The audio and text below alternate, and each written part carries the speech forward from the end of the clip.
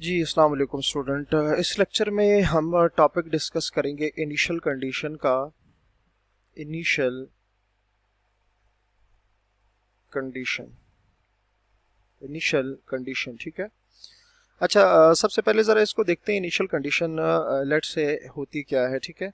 हम डिफरेंट तरह के सोल्यूशन जो हैं, लेट से कोई भी मेरे पास डिफरेंशियल इक्वेशन है ना, और उसका जब हम सोल्यूशन फाइंड करते हैं, लेट से मैं कहता हूँ मेरे पास कोई डिफरेंशियल इक्वेशन है 2y minus x differential equation 2y-x dy/dx is equals to 8। ठीक हो गया। ये हमारे पास डिफरेंशियल इक्वेशन है और इसका जो सोल्यूशन है वो लेट से हमारे पास है y is equals to ax² plus 4 है, ठीक है। ये हमारे पास क्या आ गया, इसका सोल्यूशन आ गया। अच्छा, अब इनिशियल कंडीशन क्या होगी।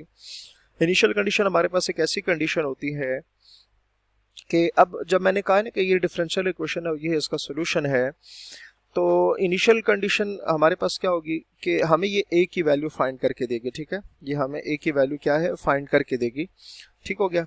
अच्छा, इस a की वैल्यू को फाइंड करने के लिए ना हमारे पास कुछ कंडीशन गिवन होती है। कंडीशन मतलब क्या है कि x और y की वैल्यू गिवन होगी, ठीक है।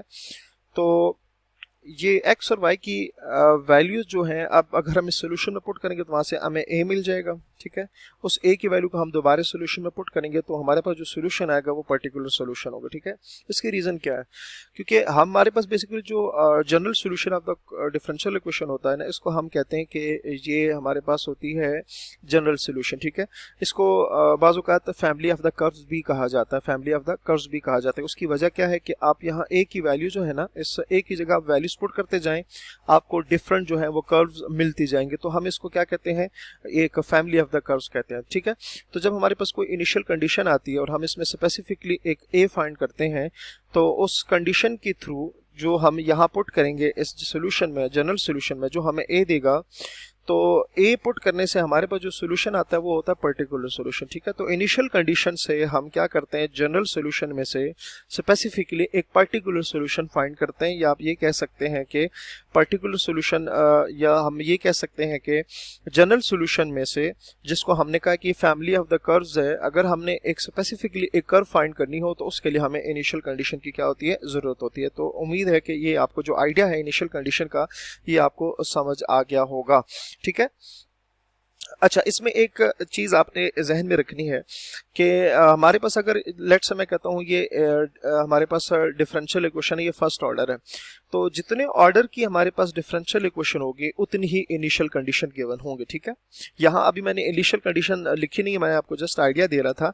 तो अगर हमारे पास फर्स्ट ऑर्डर होगी तो एक इनिशियल कंडीशन गिवन होगी। अगर हमारे पास डिफरेंशियल इक्वेशन सेकंड ऑर्डर होगी तो दो इनिशियल कंडीशंस गिवन होगी, ठीक है। अच्छा, उसके अलावा अगर हमारे पास डिफरेंशियल इक्वेशन जो है वो थर्ड ऑर्डर होगी तो हमारे पास इनिशियल कंडीशन क्या होगी, तीन होंगी, ठीक है। उसकी वजह क्या है, अब देखें, यहाँ देखें ना, अगर आपके पास फर्स्ट ऑर्डर डिफरेंशियल इक्वेशन है तो जनरल सोल्यूशन में एक आर्बिट्रेरी कांस्टेंट आएगा, ठीक है। अच्छा, अब एक आर्बिट्रेरी कांस्टेंट फाइंड करने का हमें एक इनिशियल कंडीशन चाहिए होती है। अच्छा, अगर सेकंड ऑर्डर डिफरेंशियल इक्वेशन होगी तो हमारे पास जनरल सॉल्यूशन में दो आर्बिट्रेरी कांस्टेंट्स होंगे, ठीक है, जैसे ए बी हो जाएगा साथ।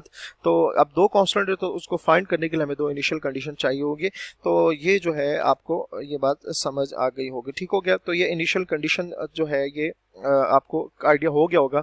अच्छा, अब इसका जो यूज़ है ना इनिशियल कंडीशन का, ये बेसिकली हम डिफरेंट जो फील्ड्स है हमारे पास प्रैक्टिकल जो है उसमें हम यूज़ करते हैं। तो differential equation occurs in numerous differential equations differential equations differential equations occur in numerous in numerous practical problems in numerous practical problems practical problems practical problems concerning to concerning to physical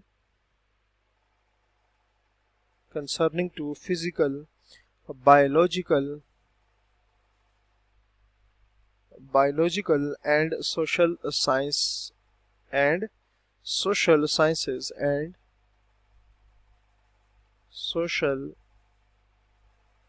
sciences etcetera. ठीक हो गया।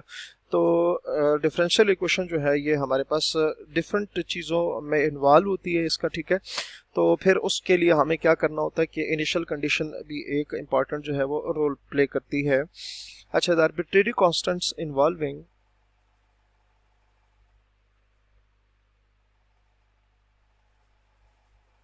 the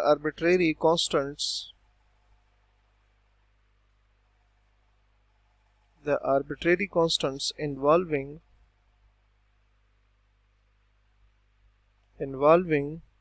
in the solution of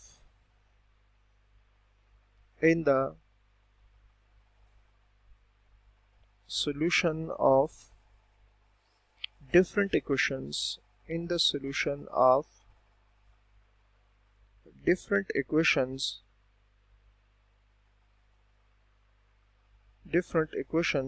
can be determined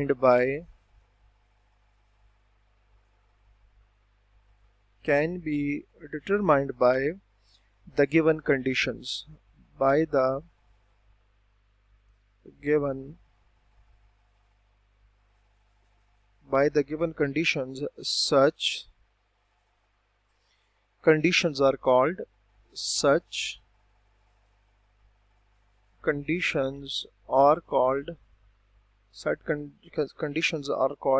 initial value condition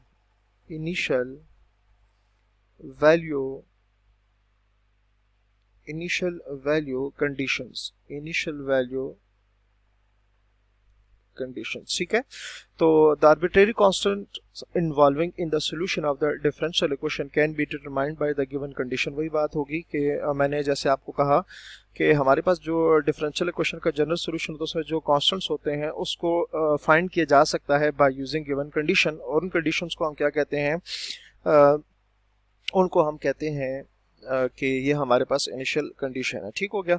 अच्छा, उसके अलावा जो है हमारे पास वही बात है, नोट हम लिखेंगे कि मैंने जैसे आपको कहा ना कि जितना ऑर्डर होगा डिफरेंशियल इक्वेशन का उतने ही आर्बिट्रेरी कांस्टेंट्स होंगे। तो ये नोट जो है ये आपने अपने जहन में रखना है, बहुत ही इंपॉर्टेंट पॉइंट है ये कि general solution of differential equation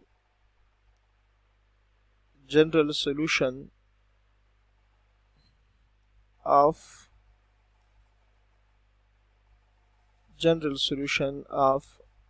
differential equation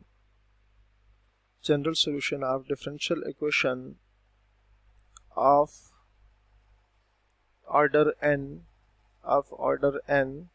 contains n arbitrary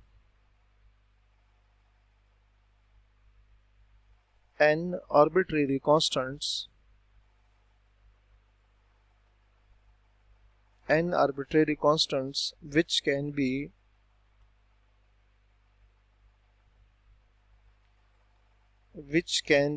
determined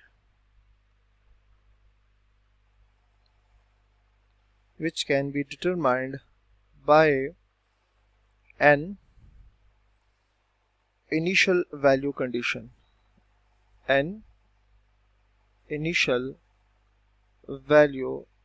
conditions. तो उम्मीद है यहाँ तक आपको समझ आ गया होगा। नेक्स्ट हम यहीं से कंटिन्यू करेंगे। अपना बहुत सारा ख्याल रखिए। अल्लाह हाफिज़।